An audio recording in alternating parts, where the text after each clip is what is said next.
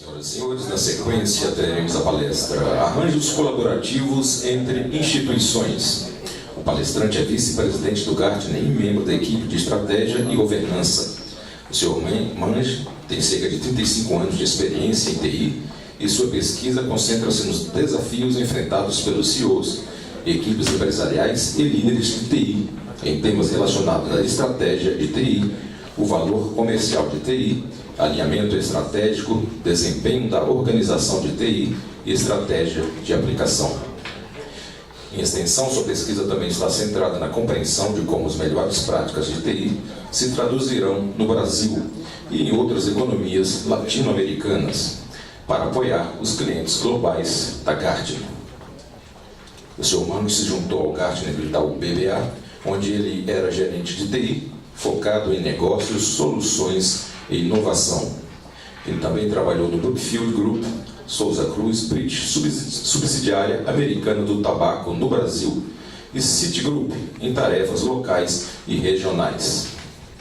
Ele possui ampla experiência na gestão de grandes projetos de aplicativos e infraestrutura e desenvolvimento de planos estratégicos de TI.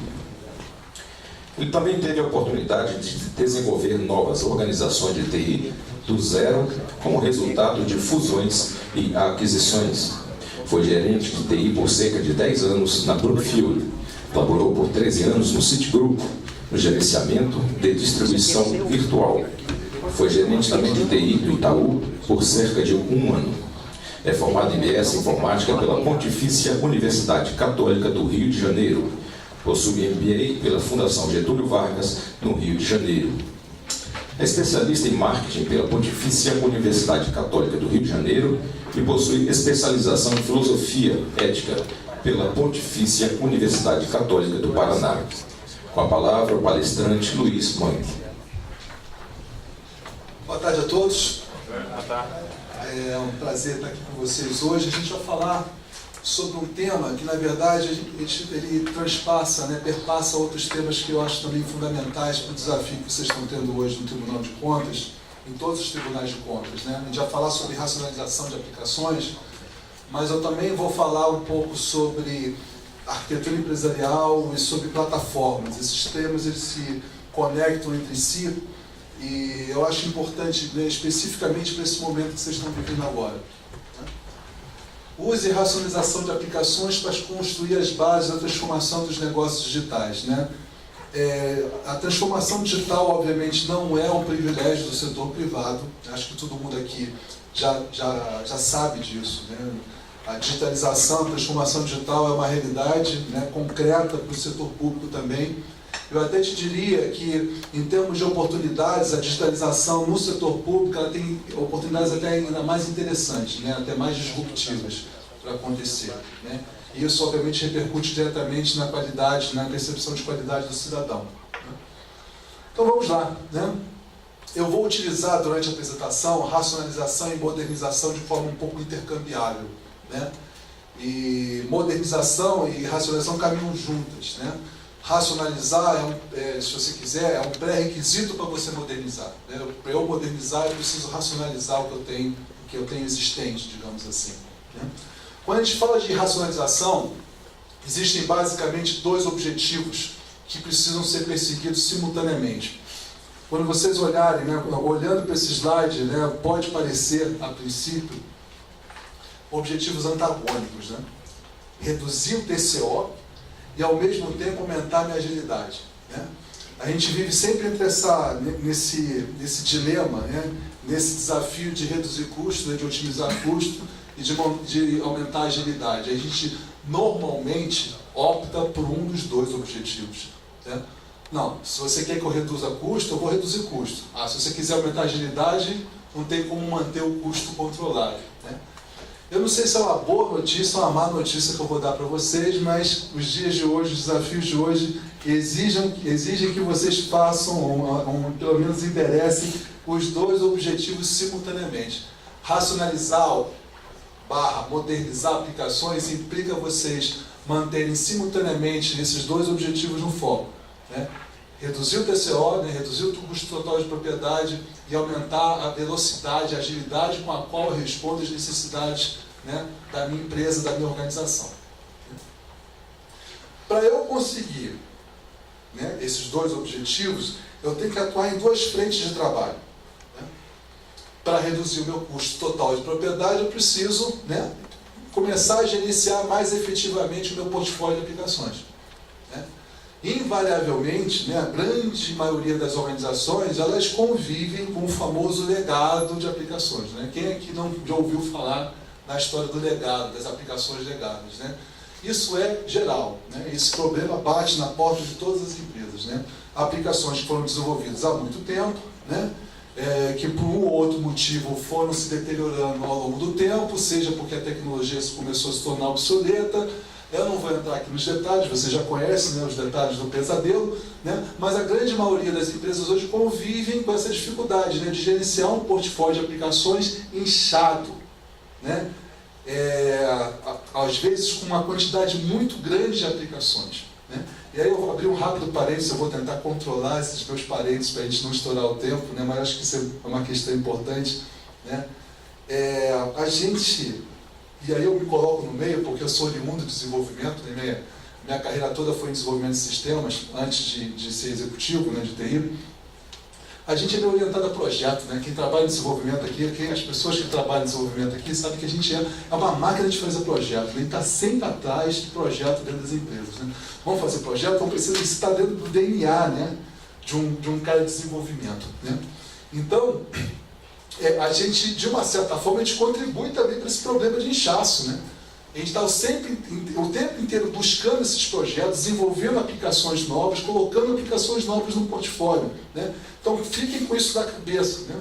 A gente também tem uma parcela de culpa nisso. Né?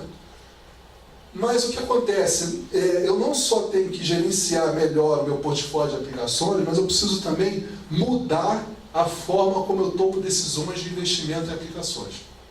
Por que eu preciso mudar essa forma de decisão?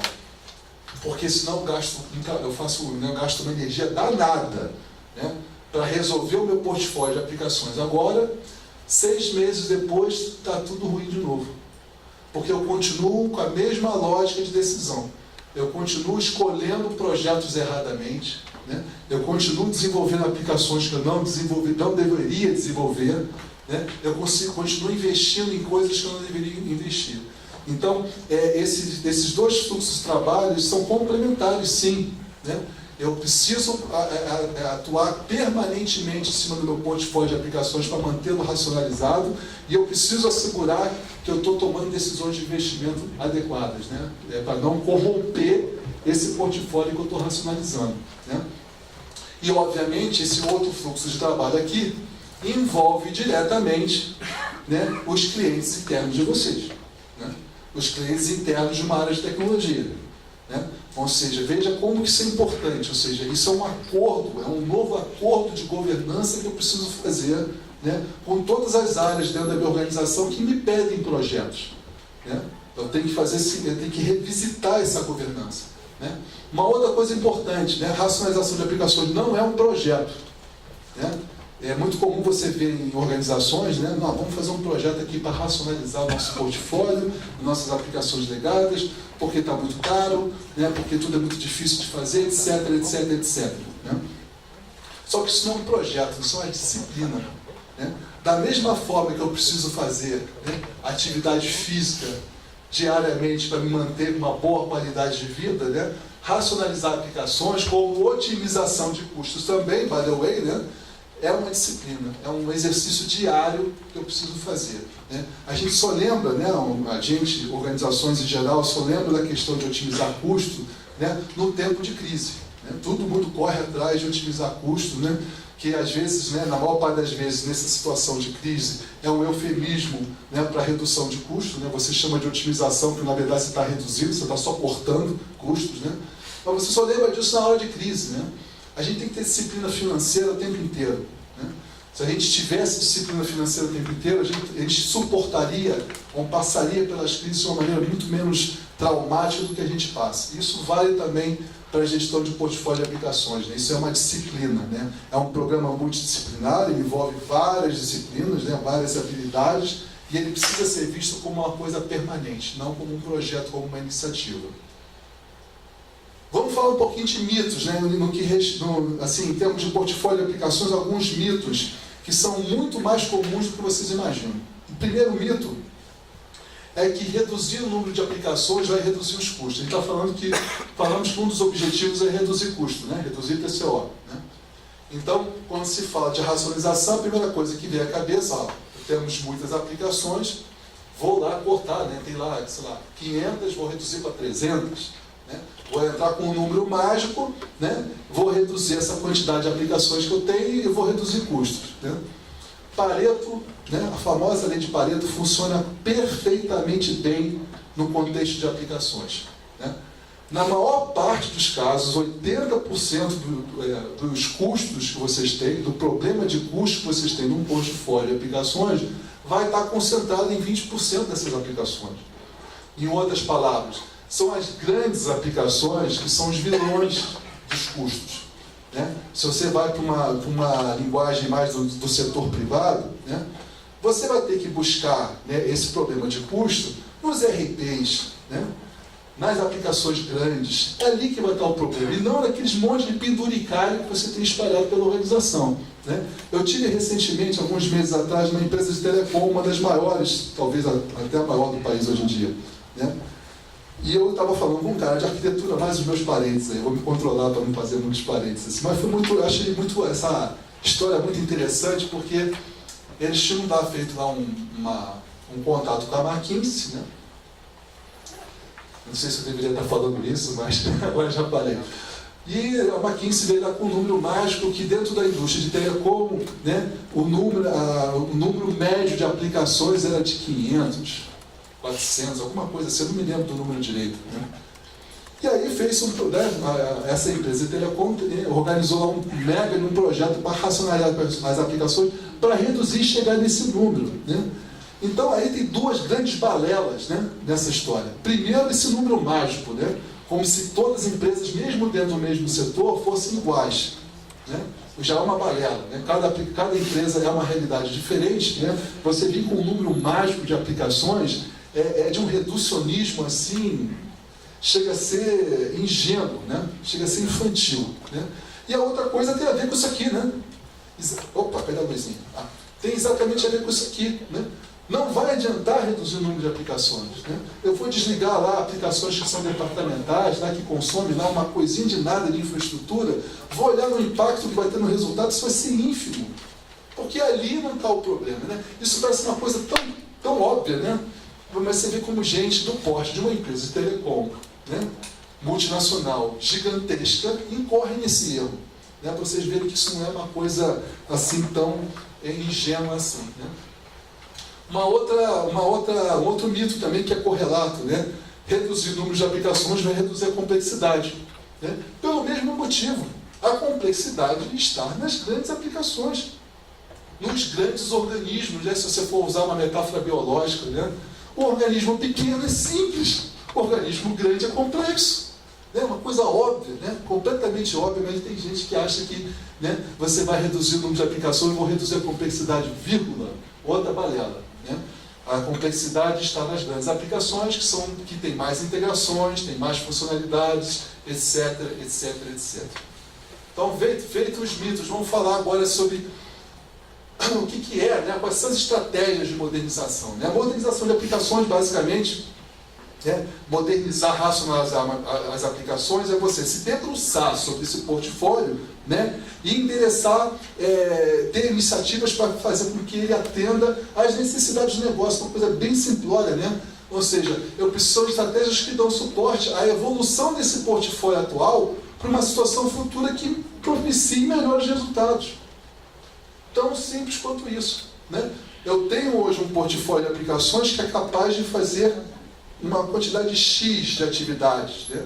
Ele entrega X processos para o meu negócio, para a minha organização. Né? Quando eu olho para o futuro, essa quantidade de coisas que esse portfólio entregue não é suficiente. Ou não é suficiente hoje, ou não será suficiente no futuro. Né?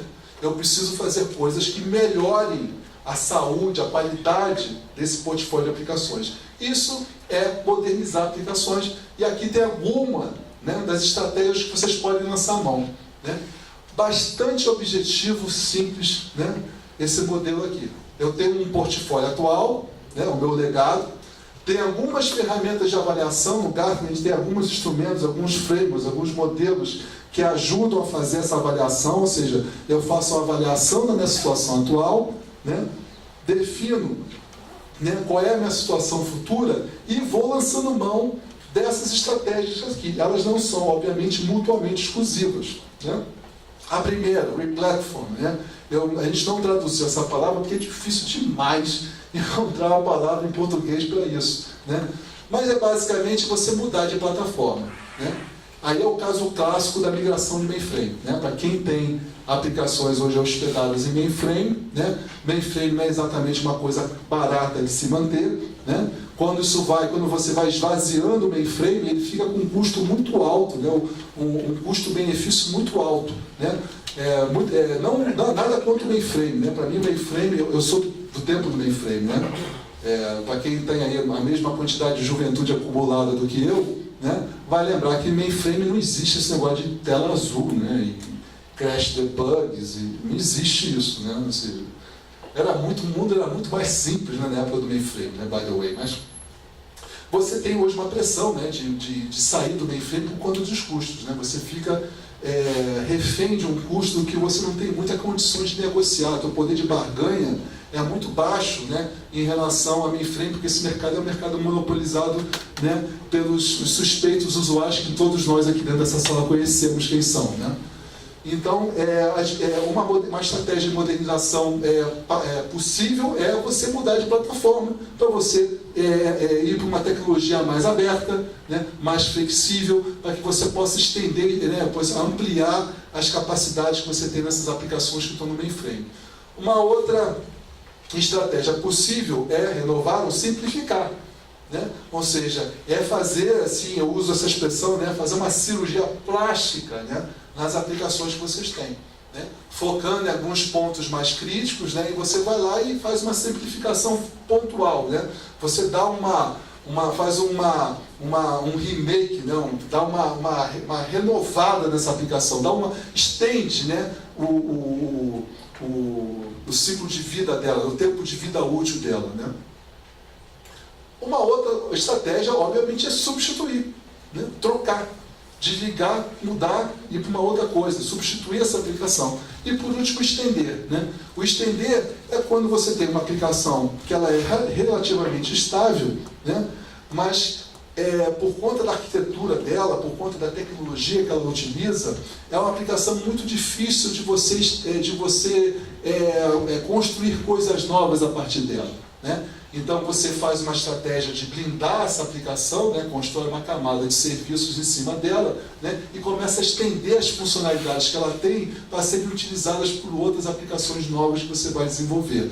Então, recapitulando, mudança de plataforma, uma intervenção realmente de simplificar a tecnologia, renovar, trocar simplesmente e, né, através de uma camada de integração você vai estendendo as funcionalidades dessa aplicação. Né? Então, o teu portfólio futuro vai ser alguma combinação desses componentes aqui. Vai ter alguma coisa do que você tem hoje, né? Vai ter alguns módulos que você vai criar, desenvolver, módulos personalizados, mas vai ter muita coisa pronta também. Né? Sejam pacotes comerciais que você vai adquirir do mercado, né? Porque lembre-se, né, a gente deve tomar um cuidado danado para não ficar reinventando a roda. Né? Quando a gente compra um pacote comercial, a gente está tomando algumas decisões implícitas, né, dentro dessa decisão. Primeiro que eu vou estar aderindo, né, ou pelo menos vou tentar aderir às melhores práticas, né, aos processos que essa aplicação comercial implementa. Eu não vou querer ficar mudando isso. Né? Eu já estou tomando uma decisão implícita lá que eu vou estar padronizando os meus processos da forma como aquele pacote, né, entende aquele conjunto de processos. Né? E vou estar também, implicitamente também, mudando uma questão de sócio, a gente vai ver isso mais lá para frente quando a gente falar de princípios. Né? E eu vou estar combinando isso com plataformas de mercado também. Né? Plataformas de analytics, plataformas de soluções insights, plataformas de BPM. Né? Esse termo plataforma ele vai voltar na apresentação mais lá para frente. E ele é muito importante, principalmente no contexto que vocês estão vivendo hoje, né? Eu posso partir para soluções prontas, né? não somente soluções de negócio, né? Os famosos sistemas, né? Os pacotes comerciais, mas eu posso também optar por plataformas, né? Que são caminhos para eu desenvolver coisas novas sem codificar diretamente, né? Plataformas de BPM, para quem não está familiarizado com acrônimos, são plataformas de modelagem de processos, né?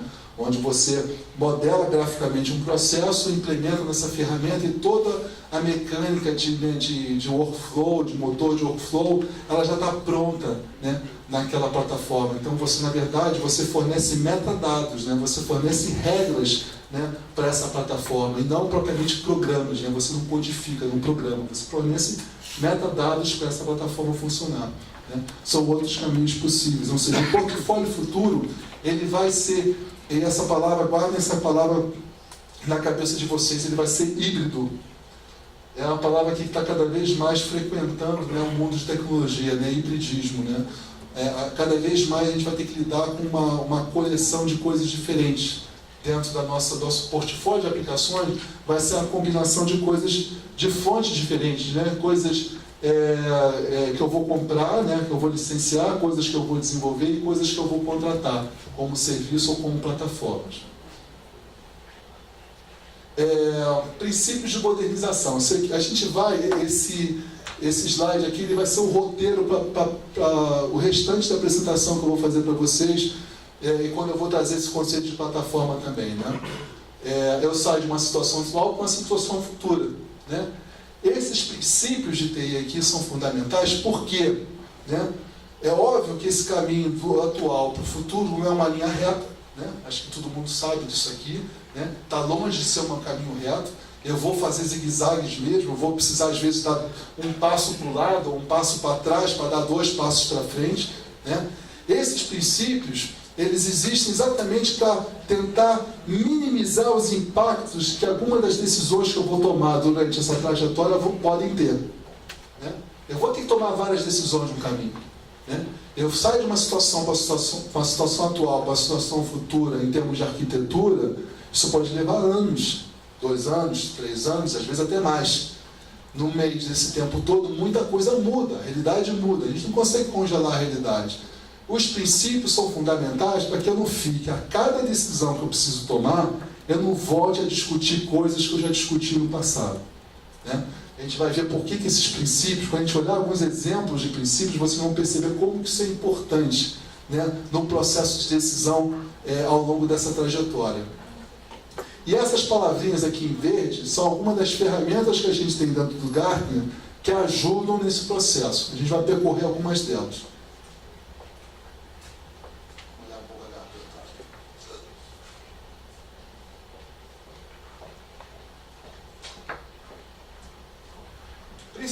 Princípios, né? Outsourcing versus insourcing, né? Internalização, né? Eu não vou fazer apologia nem de um lado nem do outro, né?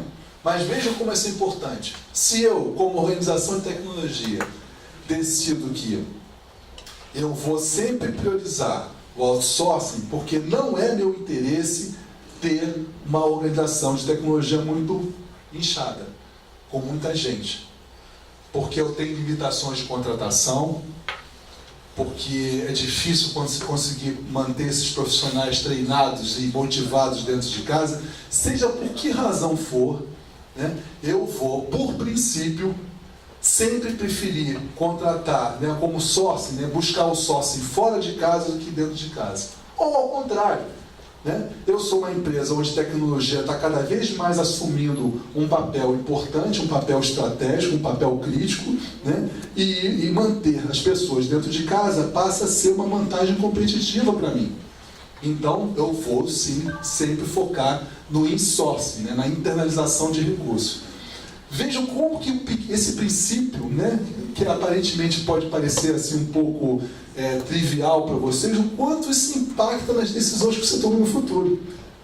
Eu vou escolher uma nova... Né, eu tenho um problema numa aplicação, né? Preciso saber se eu vou reprogramar, né, desenvolver um novo sistema. né, para substituir esse, ou se eu vou fazer um bem bolado lá e vou dar um tapa nessa aplicação hoje para ela conseguir viver mais um pouco, ou eu vou comprar um pacote comercial. Né? Quantos de vocês não se viram, né, numa discussão como essa, que é uma discussão interminável, né? Cada um defendendo uma opção. Né? Esse tipo de princípio, de uma certa forma, né, decide, né, essa questão. Se eu tenho como princípio o outsourcing, por exemplo, eu não vou ficar discutindo se eu vou desenvolver ou se não vou desenvolver. Né? Se é uma coisa que eu tenho equivalente no mercado, se eu tenho alguma coisa no mercado que consiga resolver 60%, 70% do meu problema, eu vou buscar a solução do mercado e ponto. Porque não tenho como princípio internalizar recursos. Né? Vejam que não é simplesmente uma decisão assim, não, eu vou desenvolver o projeto. Né? Você tem que pensar em todo o ciclo de vida dessa aplicação que você vai construir. Né? Nas pessoas que você vai ter que manter treinadas, em todo o conhecimento, a inteligência que está ali impregnada, conhecimento técnico que está impregnado na construção daquilo. Afinal de contas, né, qual é o objetivo da minha organização? Né? É ter especialistas em Java, né? Ou, no caso de vocês, né, ser mais efetivo, né, no trabalho de controle das contas públicas. Né? Eu estou aqui, uma licença poética aqui rápida em relação à missão de vocês. Se eu estiver cometendo aqui alguma gafe, me desculpe, mas um Tribunal de Contas da União tem como grande objetivo, né, assegurar que, né, que o dinheiro público está sendo gasto da forma correta, né? Em cima daquilo que foi, né, votado, naquilo que foi legislado, etc, etc, etc. Né? Não é, né, manter equipes, né, as melhores equipes de Java ou de .NET, ou seja lá de que plataforma for. Né? Então, quando a gente olha para uma decisão de aplicação, lembra daquele primeiro slide lá, né, que eu tenho que mudar a forma como eu tomo decisões? Eu tenho que imaginar que não é simplesmente desenvolver. É desenvolver, implantar e manter aquele negócio até o dia que aquilo morrer. Né? Então é uma decisão que tem impactos, né, que se estendem, que passam muito além do ano, né, do tempo que você demora para desenvolver. Outros exemplos aqui, migração de pacotes versus desenvolvimento pessoal, ainda está muito relacionado com isso. Né? Ambiente de infraestrutura, scale up, scale out, é uma outra expressão difícil de traduzir. Né? Que é basicamente isso. Né? Eu, como princípio, eu vou manter a minha infraestrutura dentro de casa, né, e assumir o ônus disso, né? O ônus de ter que manter uma infraestrutura de alta disponibilidade, energia redundante, né, ar-condicionado e todos aqueles padrões de segurança que você precisa ter no data center. Né? E eu vou ter que ficar administrando, fazendo planejamento de capacidade, eu vou ter que ficar olhando como é que está o meu crescimento, como é que estão as sazonalidades, dimensionar minha infraestrutura para poder absorver esses picos, ou seja, eu vou assumir esse ônus de fazer isso, ou eu vou cada vez mais tentar botar essa infraestrutura fora de casa e me livrar dessa tarefa de ficar administrando isso. Né? É um princípio. Né? Qual é o certo, qual é o errado? Depende. Depende. Será que para um banco, né, como Itaú, né, como a Caixa, como o Banco do Brasil, como o Banco do Bradesco, né, ter o princípio de colocar a infraestrutura fora de casa faz sentido? Olha o volume que os caras têm. Né? O quanto tecnologia, e particularmente infraestrutura, é crítico para a operação bancária. Será que para um TCU é tão crítico quanto para um banco? Né? Será que eu preciso ter o ônus de manter essas pessoas treinadas e capacitadas?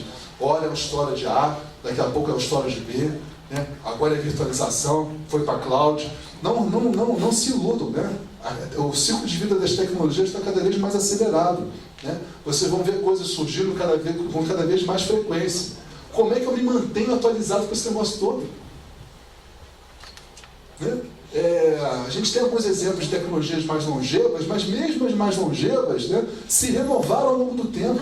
Né? O Java que existia na minha época de programador não existe mais. Né? Eu programava em JSP, né, em Java Server Page, isso não existe mais, né? Acabou esse negócio. Né? Então, vejam que essa questão de você manter tecnologia, né? Manter essas pessoas treinadas, né? Em coisas que não estão fixas no tempo. Né? Eu preciso manter e renovar esses meus skills técnicos. Né? Isso não é uma coisa exatamente, né, simples. Né? Arquitetura orientada a serviços, isso, na verdade, eu acho que isso é um princípio. Eu colocaria isso talvez numa escala até acima do princípio. Isso aí é um mandato. Né? Isso é obrigatório, isso é compulsório. Né? Não dá mais hoje, né, para a gente pensar em alguma coisa que a gente vai fazer dentro de tecnologia que não seja orientada a serviços. Né? Cada vez mais a gente vai estar trabalhando com arquiteturas híbridas, ambientes híbridos, vamos estar falando com atores cada vez mais inusitados, mais inesperados. Eu preciso estar orientado a serviço para permitir essa interoperabilidade com coisas que eu nem sei ainda quais são. Né? Essa que talvez seja a questão mais curiosa dessa discussão. Né? Eu preciso me integrar, né? Eu preciso me comunicar com coisas que eu conheço e coisas que eu ainda não conheço. Né? Vão surgir coisas no futuro aí que eu não sei nem quais são, com as quais eu vou ter que me comunicar e eu não vou poder mais esperar para me comunicar, eu vou ter que me comunicar com muita velocidade. Né? A questão do mobile first, mobile cloud first, né? Ou seja, você já pensar em entregar coisas já prontas para a mobilidade, isso aí é notícia antiga, essa página já está virada, né? Não dá mais para pensar em coisas que não estejam portadas para a mobilidade. Né? E agora entra junto nessa equação aí a nuvem. Né? Mesmo que eu não esteja ainda trabalhando na nuvem, né? Não dá para pensar hoje em construir alguma coisa, comprar alguma coisa, ou seja, entregar alguma coisa que não esteja já pronta para rodar no ambiente de nuvem. Né? Porque cada vez mais isso vai frequentar, né, o dia a dia das empresas, públicas e privadas. Né? Considerações de banco de dados, essa é a mais imediata. Né? Quanto mais você precisa realmente convergir essa questão de banco de dados para algumas poucas soluções, se possível uma única solução de banco de dados, por motivos óbvios, né? Grana. Né? Você ganha muito mais poder de barganha com os fornecedores de solução de banco de dados, e não é realmente uma coisa muito interessante você ter 3, 4, 5 bancos de dados diferentes dentro da mesma infraestrutura. Né? A arquitetura empresarial. Lembra que naquele slide do atual, futuro, né? A gente falou dos princípios de TI que estavam ali no meio daquela setona, né? E a gente falou de algumas coisas que estavam fora daquela seta que eu falei para vocês, que eram temas que a gente tem no Gartner, que eram fundamentais para você caminhar da situação atual para a situação futura. Um deles é a arquitetura empresarial. A arquitetura empresarial, eu falo isso sempre, e sempre estou me repetindo nisso, né? Ele é o grande protagonista nas áreas de tecnologia nos dias de hoje. Né? Particularmente no caso de vocês, né? Onde existe uma ideia, né? Existe uma vontade muito grande de buscar cada vez mais compartilhamento entre os vários tribunais de conta. Né? Esse conceito de arquitetura empresarial, ele é absolutamente fundamental. Né?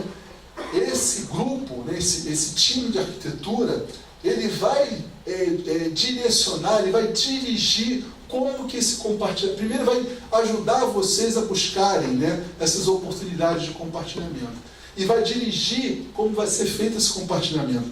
Só recapitulando aqui, esse slide é um slide um pouco pesado em termos de informação, né? Mas a gente chama no Gartner de arquitetura empresarial, e aí cabe dizer, na arquitetura empresarial é um termo, né? Um conceito que evolui de um conceito inicial, que a maioria de vocês provavelmente conhece, que é o conceito de arquitetura tecnológica, né?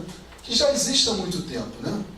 Que são assim, né? Eu espero que não tenha nenhum arquiteto tecnológico aí na sala, né? Mas aquele pessoal, lembra, que ficava, aqueles nerds que ficavam trancados lá naqueles aquários, né, pesquisando tecnologia, né, vendo lá as coisas mais recentes de tecnologia, ou seja, era uma visão muito técnica, né, uma visão muito focada no técnico. Né.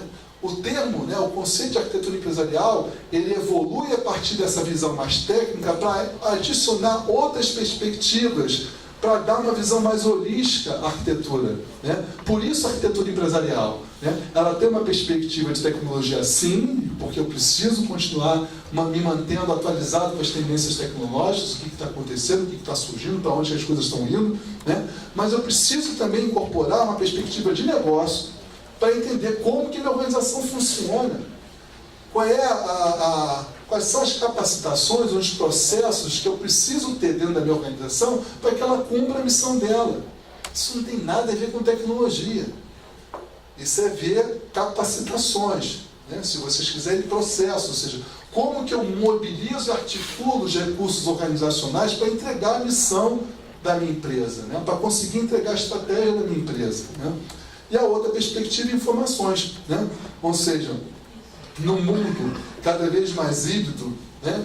E particularmente na questão de vocês, né, como setor público, né, a maneira, a estratégia, como eu vou manejar, como eu vou gerenciar informações é absolutamente fundamental. E vejam que cada uma dessas perspectivas informam uma a outra, né?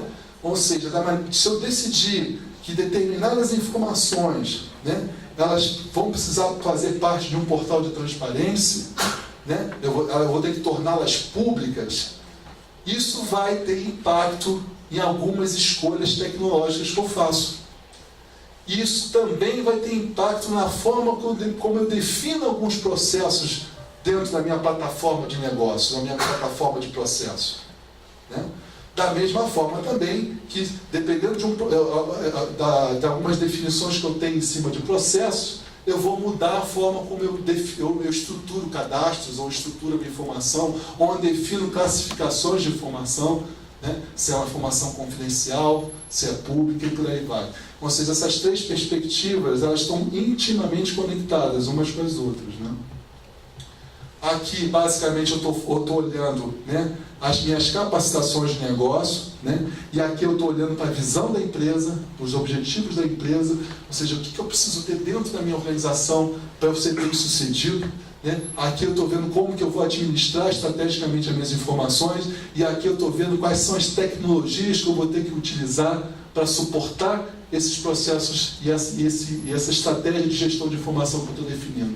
A tecnologia, né, ela, se vocês quiserem, ela vem um pouco mais a reboque, mas não que ela não possa assumir em algumas situações o protagonismo, né? E isso acontece particularmente quando eu estou tentando fazer transformação digital, né? Às vezes uma tecnologia emergente, né, uma tendência tecnológica pode puxar esses outros dois aqui, né? Vou dar um exemplo, vocês estão no Tribunal de Contas, né? Inteligência artificial, né?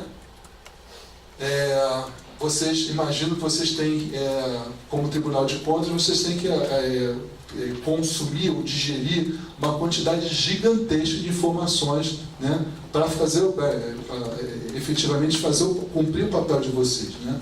Imagine quanto que a inteligência artificial pode aumentar a efetividade, né, do processo de auditoria que vocês fazem, né? Enorme. Essa combinação de inteligência artificial com analytics, né, com analítica preditiva, né, modelos preditivos, você pode aumentar enormemente a capacidade de controle e de auditoria de vocês utilizando tecnologia. Nesse caso é um caso típico, né, da tecnologia puxando o resto do trem. Ok? Então esse time de arquitetura, né, ele tem vários interlocutores, tanto dentro quanto fora da organização, né? Ele tem um trabalho consultivo que é super importante, né? Vejam que esse trabalho consultivo ele ajuda a organização a utilizar essas plataformas, né, de produtividade, né, como plataforma de BPM, por exemplo, né? Ele obviamente informa, né, ajuda a construção de arquiteturas de solução, ele faz o coaching, ele explora, né, ele define normas e princípios, né? Ou seja, ele cumpre esses 4 grandes papéis aqui, né? Um trabalho consultivo, um trabalho de coaching, quando ele está fazendo a 4 mãos, né, com a equipe de desenvolvimento, com as outras equipes, né? Ele está fazendo exploração de novas tecnologias e está definindo normas e princípios, né, para que também esse desenvolvimento, essa criação de soluções aconteça de forma autônoma, descentralizada também, né? um time de arquitetura empresarial que centraliza as coisas com ele está assinando a sua própria atestado de óbito, né? Talvez seja por isso que algumas tentativas de arquitetura empresarial no passado tenham dado errado, né? Você apertou tanto a rédea, o controle, né, na normatização no princípio, que você engessou a empresa, né? Então você tem que, obviamente, criar ter uma governança que permita, né, você manter um determinado conjunto de princípios e padrões, mas você ter autonomia para a ponta desenvolver as coisas conforme as necessidades de cada um. Veja como esse conceito de arquitetura empresarial é absolutamente fundamental para o desafio que vocês têm aqui no TCU1, para esse desafio que foi colocado na mesa. Como nós, vários TCUs, podemos trabalhar em conjunto, né, compartilhando iniciativas, reaproveitando as melhores práticas, etc, etc. Isso aqui é fundamental. Se eu fosse deixar, talvez, a primeira grande mensagem para vocês, é isso aqui, ó, esse slide, os slides de arquitetura empresarial que tem nessa apresentação. Né? Para o CIO, o time de arquitetura empresarial é o grande advisor, né? Ele é o grande advisor, o grande conselheiro o líder, né, do time de arquitetura empresarial, né? Porque o CIO precisa, né, ser o porta-voz dessas coisas aqui todas, né? Ele tem que dar a visão da empresa, ele tem que olhar, né, a organização como um toda, né? E ele se fundamenta, né, ele se subsidia com os insights que são passados, né, pelo time de arquitetura empresarial. Base layers, né? Voltando naquele slidezinho lá, vou estar sempre voltando para aquele slide da seta, né? Atual, futuro. A gente falou aqui em cima, lembram, da arquitetura empresarial. Aqui embaixo a gente tinha estratégia Pace Layers e Timing, né? O Pace Layers é uma ferramenta que a gente tem no Gartner, né? Uma ferramenta para pensar o negócio, pensar a organização, tá? Ele fornece subsídios para você construir não uma estratégia de aplicação, mas estratégias de aplicação, no plural, né? Eu não vou ter uma estratégia só. Lembra daqueles slides das estratégias de modernização? Ou seja, eu vou ter que lançar de vários... ok, obrigado. Você vai ter que lançar a mão de várias abordagens. As abordagens vão ser múltiplas, né? Porque a realidade é multifacetada. O problema não é um problema simples, os problemas são complexos, né? O Pace Layers parte do pressuposto, da premissa, que os meus processos de negócio, eu estou falando processos de negócio, não estou falando aplicações, hein? Vejam bem, os meus processos, minhas capacitações de negócio, elas mudam em ritmo diferente dentro de qualquer organização do planeta, né? Tem coisas que mudam toda hora tem um cara batendo lá na porta do cara de TI, ó, preciso mudar, né? É muito volátil, né? O requisito é muito volátil, mas tem coisas que mudam num ritmo muito mais incremental, muito mais lento. São coisas que já estão cristalizadas, né? Coisas que já estão, se vocês quiserem, utilizando uma palavra estrangeira, já estão comoditizadas, né? Já está, há muito tempo se faz aquilo, não se muda mais, né? Então, são processos, se dá um exemplo do setor privado, né? Contas a pagar e receber, eu sei que no setor público é outra história, né? Mas dentro do mundo privado, contas a pagar e receber é igual em qualquer lugar do mundo, né? Vamos combinar que não temos que inventar em contas a pagar e receber. Ah, tem a parte fiscal é outra história. Pagar a conta e pagar fornecedor é igual em qualquer lugar do planeta. É dinheiro que sai de um lado para o outro, né? E são esses processos que a gente chama de coisas comuns, a gente chama nesse modelo de sistemas de registro, né? Coisas comoditizadas, coisas que não mudam, coisas que eu tenho, sempre que possível, ser padronizado. Quanto mais padronizado eu for nesses processos, melhor vai ser minha vida, mais tranquila vai ser minha vida. Não é espaço para ser criativo aqui dentro. Para que eu vou ser criativo numa coisa que já teve anos e anos de gente pensando na melhor forma de fazer aquilo, né? Eu perder tempo em querer inventar moda em sistema de registro é jogar dinheiro no lixo, é queimar dinheiro, né? E veja, muita gente faz isso por aí, mas muita gente faz isso por aí. né, querendo, por exemplo, desenvolver sistema de contabilidade, né, gerando sistema de contas a pagar, né, coisas que já têm melhores práticas no mercado. Você vai no mercado, tem zilhões de opções. De novo, gente, eu sei que no setor público a história é outra, né, mas mesmo no setor público a gente precisa fazer esse exercício de crítica. Será que a gente precisa realmente fazer isso tudo diferente? Será que não tem um pedaço do que eu faço hoje que não se encaixaria como um sistema de registro? Fiquem com essa mensagem na cabeça. Sistemas de diferenciação são aqueles processos que são únicos para a minha empresa, né? Eles são diferentes e precisam ser diferentes, né? Então, quando eu vou para uma secretaria de Receita, por exemplo, né, contas a pagar e receber dentro de uma secretaria de Receita é o core, né? É o processo mais importante na secretaria da Receita, né? Ele fica pegando lá todos as receitas do Estado, né, e está vendo todos os pagamentos que precisam ser feitos, né? É exatamente a missão de uma secretaria de Receita, fazer esse controle, né, esse batimento entre receitas e despesas, né? É lógico que isso vai ser um sistema de diferenciação para uma secretaria de Receita, né? Mas não, por exemplo, um processo de compras, né? O que uma secretaria de Receita compra de tão diferente do que o mundo todo compra? Não tanto assim, né? Tem um processo de licitação, pregão, etc. e tal, mas, de novo, é um pedaço desse processo, não é todo o processo. Ou seja, algumas empresas sim vão ter sistemas de diferenciação, são coisas que são específicas daquela empresa ou daquele setor onde ela atua, né, que vai ter um ritmo de mudança mais frequente, né? Vejam, na maior parte das vezes, as empresas abordam esses dois mundos com a mesma estratégia. Com a mesma metodologia, com o mesmo processo de orçamento, né, com a mesma governança, com o mesmo tudo. O que acontece?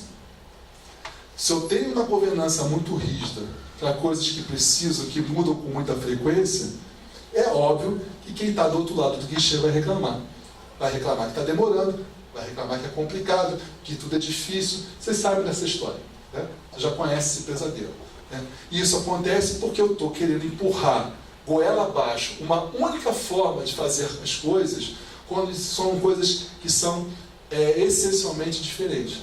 Eu tenho as aplicações que suportam processos que são de diferenciação, né, vão exigir um ritmo de mudança mais frequente.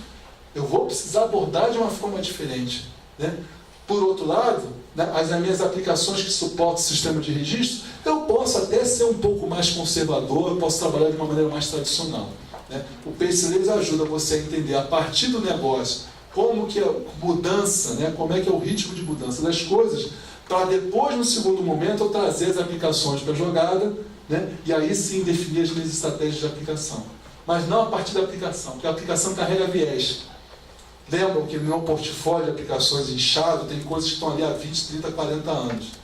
Aplicações que foram criadas numa época em que o processo era 20, 30 anos depois, é muito pouco provável que esse processo seja igual. Então é bem provável que lá na ponta, quem está usando a aplicação, use a aplicação e outras 334 coisas apenduradas em Excel, né, para fazer coisas que essa aplicação não atende mais. Está aqui uma rápida descrição dos atributos, né, ou seja, como que cada um desses atributos, né, variam de uma camada para outra, os processos de negócio, ritmo de mudança. Isso aqui é um resumo das coisas que eu falei, né? Por questão de tempo eu não vou entrar muito em detalhes, a gente vai disponibilizar esse material para vocês depois, então isso aqui ajuda, né, para quem está utilizando o PaceLayers, ele te ajuda a fazer as perguntas certas, a formular as perguntas certas, né, para as pessoas da organização com as quais vocês vão estar discutindo. Porque essa segmentação do PaceLayers, dos processos pelas camadas, ela precisa ser feita com cada uma das áreas que participam. Isso não é um exercício solo da área de tecnologia, né? Se vocês tornarem isso mais um exercício interno de tecnologia, isso aqui não vai valer para nada, né? Isso precisa ser discutido com o negócio, porque isso aqui vai impactar, né, governança, vai impactar decisões de orçamento, vai impactar, inclusive, decisões de investimento, né? Se alguém chegar com um projeto para ficar botando florzinha em aplicação que suporta sistema de registro, qual vai ser a resposta que a gente vai dar? Não, Eu não vou ficar botando florzinha aqui em sistema de registro, porque não é para isso. O sistema de registro tem que ser padronizado, tem que ser eficiente, né? Tem que ter um motivo muito justo para eu ficar fazendo florzinha, mudando o padrão, né? Me afastando do padrão. Agora, sistema de diferenciação tem que entregar flexibilidade e agilidade, né? A gente tem um outro conceito no Gartner, que é o bimodal, né? Eu falei para vocês que o Pacesetter é uma ferramenta para pensar a organização, né? Que dá insights, né? Informações para eu definir as minhas várias estratégias de aplicação, né? E o bimodal é um modelo operacional, né? O bimodal, 2 modos. O modo 1 é o modo tradicional, aquele que faz a minha organização, como eu costumo dizer, né? Abrir e fechar a quitanda todos os dias, né? É todo aquele modelo de operação que eu tenho dentro de TI, né? Para manter a organização funcionando, né? Tem lá os seus compromissos, né? Com disponibilidade, com controle, com eficiência, etc. Né? O modo 2 é um modelo operacional que eu preciso lançar a mão quando eu preciso inovar, né? Quando eu preciso criar alguma coisa nova, alguma coisa disruptiva, né? Eu não consigo fazer isso organicamente dentro do meu jeito tradicional de fazer tecnologia. Não dá, não funciona. Como é que eu vou pensar em uma coisa experimental, numa coisa onde eu tenho baixa previsibilidade, num mundo onde eu preciso viver com previsibilidade, né? Eu preciso ter lá 99,9% de disponibilidade. Ou seja, são 2 modelos de operação completamente diferentes, né? Não dá para fazer isso tudo junto. Não é por acaso que quem tenta inovar, né, sem ter isso na cabeça não consegue inovar, né? Morre na praia, né? O modelo operacional, se entregar inovação em tecnologia, ele é radicalmente diferente da maneira tradicional que a gente faz tecnologia, né? Obviamente, esse modo mais experimental, mais exploratório, ele vai ser cada vez mais concentrado nos lugares onde escolho fazer inovação. Eu posso eventualmente fazer também na parte de diferenciação, né? Porque existe, né, nessa volatilidade, né, das mudanças no sistema de diferenciação, eu tenho uma parcela de exploração, de experimentação ali também. Eu posso lançar a mão de algumas práticas de modo 2 ali também, né? Mas o modo 1 ele é tipicamente, né, dentro do sistema de registro. E aí eu trago a questão do conceito de plataforma, né? Plataforma, ele é virtualmente uma estratégia para eu entregar uma série de coisas nas 3 camadas do Pacesetter, né? Eu posso transformar, por exemplo, um sistema transacional meu em plataforma. Eu posso ter uma plataforma para entregar processos diferenciados, uma plataforma de BPM, por exemplo. Vamos ver o que é a plataforma. Como é que as plataformas funcionam? Funcionam com base no conceito de compartilhamento, né? Que é rigorosamente, né, o desafio que vocês têm hoje na mesa, né? Como que eu faço para compartilhar coisas, né? O conceito de plataforma, eu posso compartilhar transações, eu posso compartilhar processos, algoritmos e dados, né? Ele tem, por definição, né, o objetivo de compartilhar, compartilhar e reutilizar coisas, né? O máximo que eu puder, né? Para poder ter mais produtividade, né? O objetivo é aumentar a produtividade, né? Eu tenho 3 tipos de plataforma. Eu posso trabalhar isso internamente, só com os meus colaboradores, né? Isso obviamente está relacionado com a quantidade de pessoas envolvidas e com o risco que eu estou disposto a correr, né? Eu posso envolver isso clientes e parceiros, eu posso envolver isso ao público.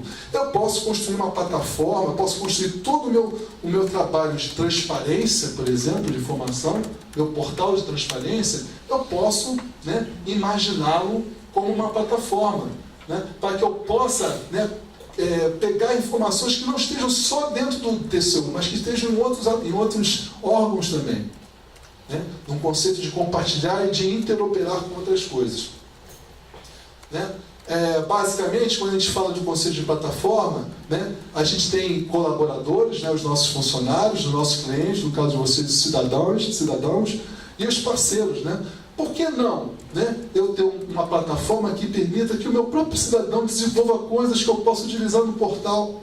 Por que não?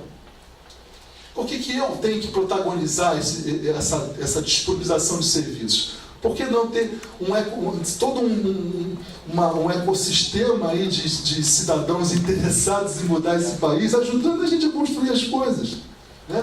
Ou seja, eu posso fazer isso com aplicações, com soluções de negócio, com integração com modelos de negócio, eu posso fazer isso com qualquer coisa, né? Então, o meu papel passa a ser de curadoria, né? Eu passo a ser um curador daquilo coisas que fazem sentido eu ter, coisas que fazem sentido eu não ter, né? Mas vejam, coisas que eu posso eu mesmo desenvolver, coisas que eu posso coordenar o desenvolvimento, ou coisas que eu posso simplesmente receber e curar, fazer essa curadoria, dizer o sim, não, isso faz sentido, isso não faz sentido, né? Isso aqui tem tudo a ver com esse desafio de vocês. De novo, estou insistindo nessa tecla, nesse desafio de vocês, vários TCUs, trocarem informações, né? O trabalho de plataforma, o conceito de curadoria, né? A questão de custo, risco e valor tem, obviamente, a ver com a questão do TCO, né? A gente precisa se perguntar o tempo inteiro isso, né? Tudo que eu faço dentro de aplicações, eu preciso ser capaz de expressar isso em termos de números financeiros, né? Eu preciso saber que uma aplicação que eu coloco hoje, ela não é simplesmente um investimento que eu estou fazendo esse ano, mas ele vai ser despesas nos próximos anos dentro do meu orçamento, né?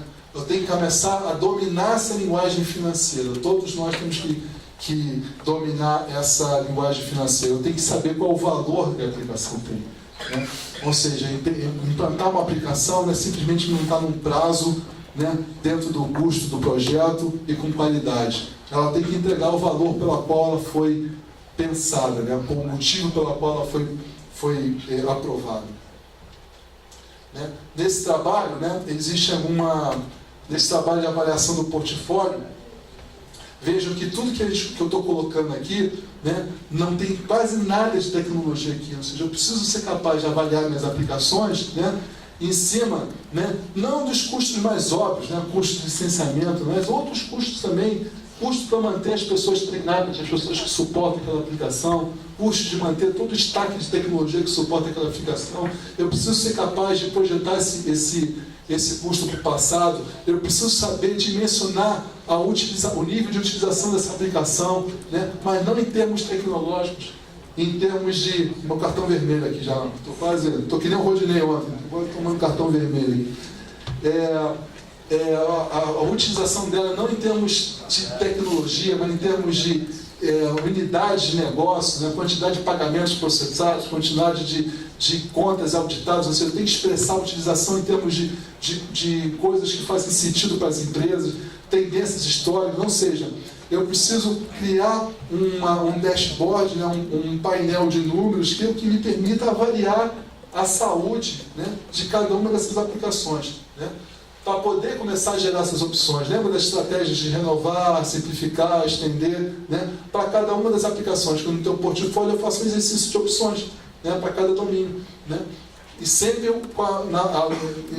na cabeça com a questão de custo e benefício, né, utilizando aqueles números do dashboard, né, e sempre uma das opções vai ser não fazer nada, né, ou seja, esse exercício eu preciso fazer com as aplicações que eu tenho hoje. No caso de vocês, em algum momento vocês vão ter que sentar os vários TCUs para fazer essa avaliação de portfólio conjunto, né, para cada um dos domínios, né, o domínio, eu não vou me aventurar aqui a tentar criar domínios para as coisas que vocês fazem, né, mas vamos supor que vocês têm um domínio lá, grosseiramente chamando auditoria, né. Dentro de auditoria vocês podem ter várias aplicações, né, nos vários TCUs que fazem esse trabalho de auditoria. Vocês vão ter que fazer uma análise em cada um desses domínios para ver qual é o estágio, usando aquele dashboard, como é que é o estágio de cada uma das aplicações que os vários TCUs utilizam, para ver qual vai ser a alternativa, né? Usar uma dessas todas, né? Não usar nenhuma delas, né? Optar por uma nova, fazer uma junção de duas. E a reforma radical dos investimentos, né? Vejam que eu falei para vocês de todo o processo de avaliação do portfólio, né, aquele dashboard dos números todos, né, o processo de geração de opções, né, mas de nada adianta se no mês seguinte vocês começam a colocar coisa lixo de novo dentro do portfólio, né. Então eu tenho que começar a ter esse exercício aqui, né, que precisa partir muito de TI, né. Quando alguém apresentar um projeto, não, eu preciso fazer uma aplicação nova, essa aplicação vai reduzir o meu custo hoje? Vai aumentar a minha agilidade? Se gaguejar, para daí. Começou a gaguejar para responder isso, volta. Né? Porque o cara não tem um case, né? Não tem uma justificativa financeira para fazer aquele negócio. Pô, nem aumenta a agilidade, nem reduz o custo, você está botando o quê? Para que você vai fazer esse negócio? É lógico, para você ter apoio político, né? Capital político para fazer um negócio desse, para dizer um belo de um não desse, você precisa estar de braço dado com o teu financeiro. Né? O grande aliado das empresas hoje nessa briga, nessa esgrima, né, com as várias áreas usuárias dentro das organizações é o financeiro. Né? Porque você já fez o seu dever de casa, você já entendeu, né, os teus custos, né? Você sabe exatamente o que impacta colocar uma porcaria dentro de casa, o que aquilo vai impactar no orçamento, você sabe onde que aperta os teus custos, né? E você já trouxe o CFO, o financeiro, né, do teu lado, né, para que ele diga não junto com você. Né? Porque, óbvio, essa tarefa não é uma tarefa trivial, não é uma tarefa fácil. Ela é difícil em qualquer lugar do mundo, não é só daqui não. Né? É isso, gente. Finalizando aqui, racionalização de aplicações precisa trabalhar nos dois fluxos de trabalho. Né? Lembrando lá os fluxos de trabalho, eu preciso gerenciar o meu portfólio de aplicações, né? Resolver os inchaços, modernizar, racionalizar, fazer aquele exercício todo de entendimento de custos, dar transparência financeira para esses custos que eu tenho, né? Dar transparência para o resto da empresa, né? Concentrar os meus esforços naquilo que faz sentido, né? Naquele 80-20 lá do Pareto, né? Ou seja, onde que estão os meus maiores vilões, que são as grandes aplicações, né? E eventualmente ter um programa para atacar essas coisas menores, pequenas, mesmo sabendo que isso não vai ter muito impacto financeiro, aquilo é bom você ter alguma coisa ali para limpar a casa, né? Com a prioridade secundária, né? Assegurar que o processo, o teu comitê de TI, o famoso comitê de TI, onde você toma as decisões, se vai fazer projeto A, B ou C, você tem que ir lá na unha, no coração desse cabô, né? Eu estou quase terminando mesmo. Ir lá no coração do problema, né? No tal do comitê de investimento. Né? Vocês têm que chegar e mudar a lógica de decisão desse comitê de investimento. Né? E estar preparado. Porque, apesar de isso ser uma palavra palavra da moda aí, né, os quick wins, né, ainda que você tenha que ter algumas coisas de curto prazo, de alguma medida de sucesso de curto prazo, isso não vai acontecer tão facilmente assim. Os grandes ganhos de um programa de racionalização vão acontecendo num espaço de tempo maior. E é isso, gente. Praticamente no tempo. Gente, obrigado a todos aí. Espero que ele tenha sido útil para vocês.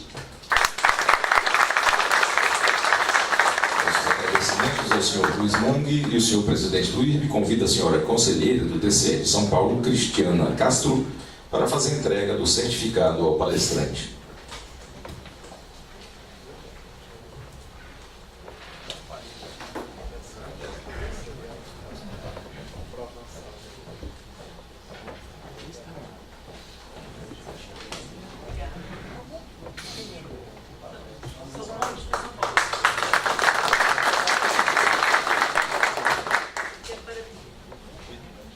Parabenizar pela palestra e agradecer ao Dr. Sebastião por me convidar para entregar esse certificado e fazer um comentário. Estava olhando aqui e comentei. A parte de informática, somos poucas mulheres, né? Então, estou representando toda essa força feminina entregando isso aqui também, mais mulheres na parte de informática. Obrigada.